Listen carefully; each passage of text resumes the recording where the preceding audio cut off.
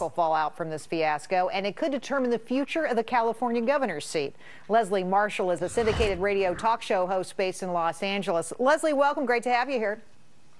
Hey, thanks to have me. It's my first time on the show, so I'm glad to be here. Oh, good. Well, you know, I think this whole thing is so fascinating, and it really seems to be putting a lot of wind in the sails for Jerry Brown. He is latched onto this Bell controversy. How far will it take him?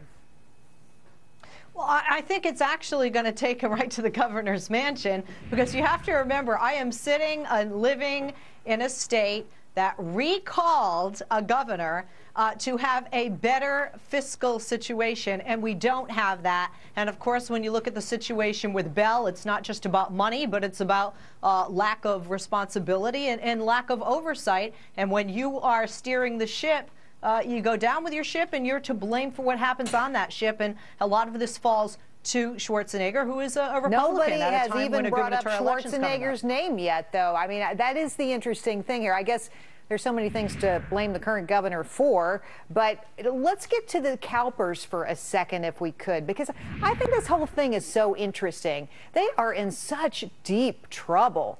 All kinds of accusations flying about whether they're running money correctly. They hire these people to help hire money managers, questions about what they're paying them. Is this just part of the fabric in California, that you can't manage money there well? You can't have a state budget that balances. You can't manage retiree funds. What's going on? How much time do we have? We basically, first of all, when we look at management of money, I think we have seen that not just in California, but throughout the United States, there have been a lot of areas, Wall Street especially, that can't manage money.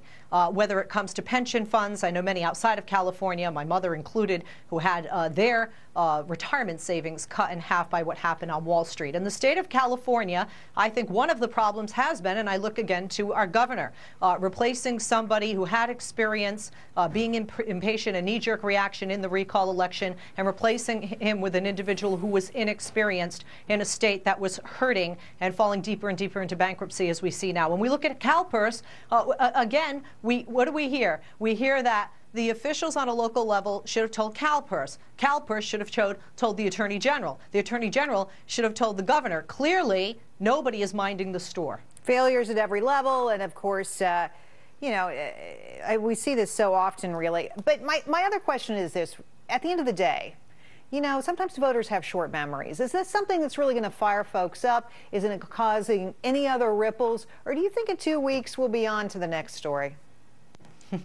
Well, being that we had a big proposition challenged and overturned by a judge here in California, it's a very valid point. I mean, what did you eat for lunch last Tuesday? And that's how voters look at things. But when it comes to right now, you know what people say? It's the economy, stupid, right? Well, right now in California and in the United States, we have a bad economy. We have people hurting.